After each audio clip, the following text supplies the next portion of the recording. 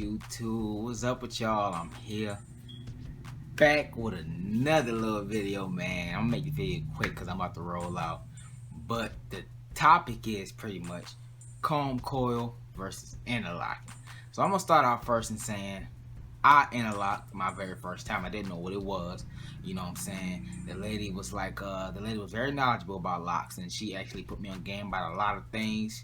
How she had locked down her back, her joints was looking beautiful. Her joints was nice, you know what I'm saying? So I'm like, dang, like if I can look at her and hers look like this, I'm gonna take every advice she has to offer. So she explained to me interlocking and all that. She was telling me about it. I said, go for it. So I advise interlocking if you know you're gonna keep your locks, definitely. And interlocking it holds a lot better than Combcoils. It if you don't like them to look off, it gonna look. It's the starting stage, man. Your beginner locks is not gonna look A1 after a few weeks after a few weeks after you just got them done. That's what interlocking and Combcoil. But interlocking will stay in a lot better than Combcoil would if it was to get wet or if you sweat or something like that, or just in general. You know what I'm saying? So that's the one thing about interlocking. But it is painful. If you tend to head like me personally, it was rough for me because I've never had high hair, never had braids, so I was real tender headed. I've always had low hair. So when she was doing it, you know what I'm saying, it was like it was hurting, man. It was hurting. But pretty much it's hard to explain it, but if you look it up, I'm sure it's a lot better. It's a lot more. When you see it, you'll see, oh, it's not that much, but it's pretty much like it's putting your hair in like a knot almost. You know what I'm saying?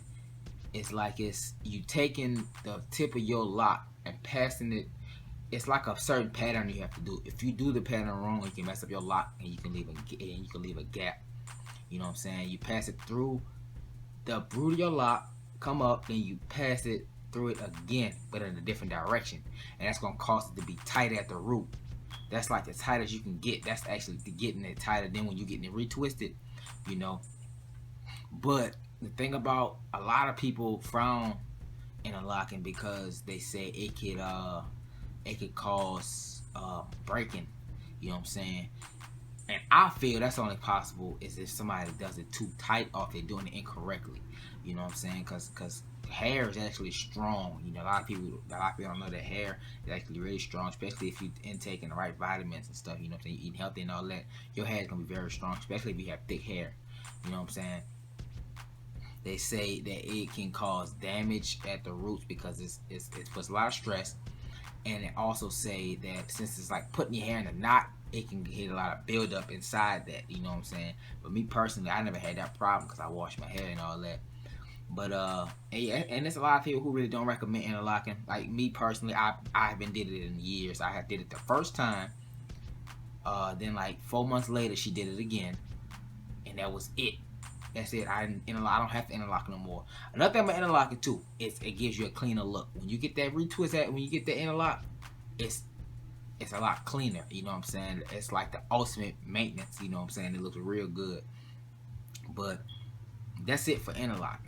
So you pick which one. If you watching this video and you don't have locks and you decide, that's interlocking. Now on the Combcoils, I never did Combcoils.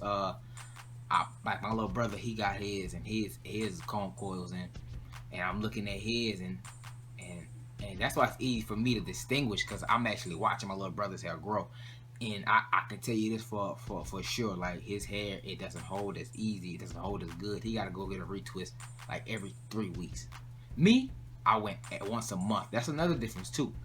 You can wait a month to get your retwist with interlocking, but with Combcoils you have to go every 2 or 3 weeks because they unravel so easy and quick. You gotta go as frequent as you would if you got them interlocked. But the Combcoils, to me personally, I'm gonna say they look better once you get them. And you can get them at a shorter hair length. You don't have to wait till they get a certain length. You can get them real short. You know what I'm saying? And the way they do it, I believe they use a comb or something like that. They use a comb and they kind of, I'm sure y'all know, I might put some pictures in the video, I don't know.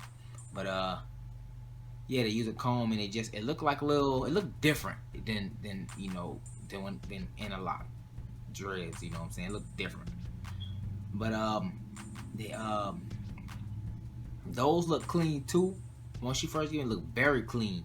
But after like a week or two, man, they start to look real like they look real fuzzy. And if you wash your hair, they gone. They out. You back to afro. I washed my hair when I had interlock. They just came. They just was puffy. You know what I'm saying? They were still intact because it was interlocked. There was she knotted them at the roots, so they wasn't going nowhere. You know. So you have to pick Combcoil or interlocking. You know, if you, interlocking is painful, I'm not gonna lie to you. The Combcoil is less painful, but it doesn't last. It doesn't hold as well as interlocking. And interlocking, they say it can have buildup in your hair because of how the way it's done. I mean, I don't have buildup like that. You know what I'm saying? Not that I know of. I wash my hair a lot, well when I'm supposed to, but yeah, it's a difference, man. It's a difference. So but I say once you get them interlock, like for 1 or 2 times, honestly, if you want interlock, man, do it once a year. That's not something you should keep doing once a month. You shouldn't interlock that much. That's putting too much stress on your roots. So if you go, so like me, right now I get them just twisted regularly. I don't get them interlock. I got them just that for my first year. That was it. Now it's just regular twist. Boom. That's all I do. Just twist. That's it. So y'all pick and choose one y'all want, man.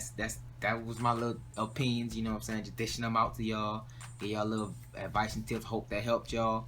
And you can do either one. You know what I'm saying? You can either interlock, Combcoil, interlock. You can do either one of them throughout your journey. You know what I'm saying? So choose wisely, man. Make sure you go to somebody who knows how to do them correctly. If you go to the wrong person, they can mess your locks up on either one of them, especially interlocking.